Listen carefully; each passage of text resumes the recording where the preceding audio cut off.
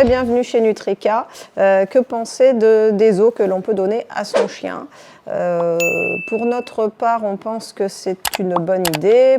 Il faut qu'on n'en donne pas tout le temps parce que sinon au niveau de la digestion ça peut causer des petits problèmes, mais c'est pas mal pour nettoyer les dents des chiens.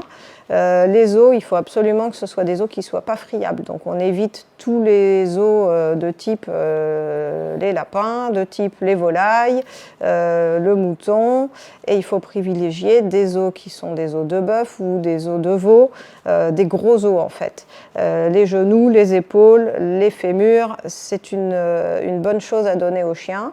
Alors pensez qu'en donnant un os, le chien va forcément en manger des morceaux.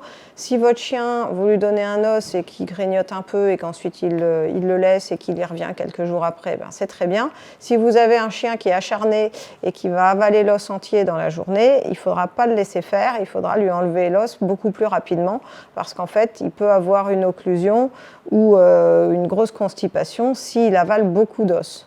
Voilà. Et on peut faire le même principe quand on utilise les cornes, donc soit les bois de cerf, soit les cornes de vache, etc.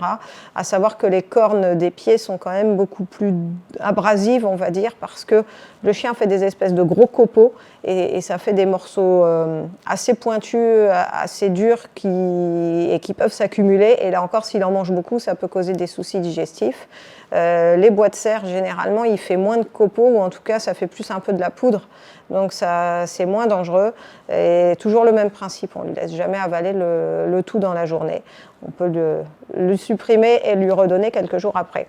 Et ça va permettre donc l'entretien des dents et d'occuper votre chien et de lui faire plaisir, de le divertir.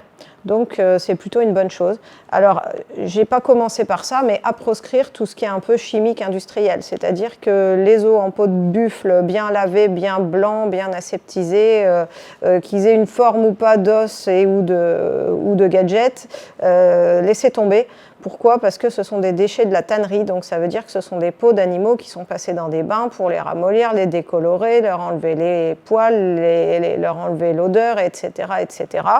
Et en fait, ensuite, au lieu de s'en servir pour faire du cuir pour des canapés ou pour des sacs à main, eh ben, on va s'en servir pour leur donner une forme d'os pour le chien. Mais c'est clairement bourré de produits chimiques. Tout ce qui est os reconstitué, c'est pareil. Voilà. Eh bien, écoutez, je vous laisse le soin de choisir ce qui fera plaisir à votre chien. Et puis, si vous avez eu des expériences, peut-être des bonnes, j'en doute pas, des mauvaises, ben, j'espère pas trop. Mais bon, n'hésitez pas à partager, on est là pour ça. À bientôt chez Nutrika.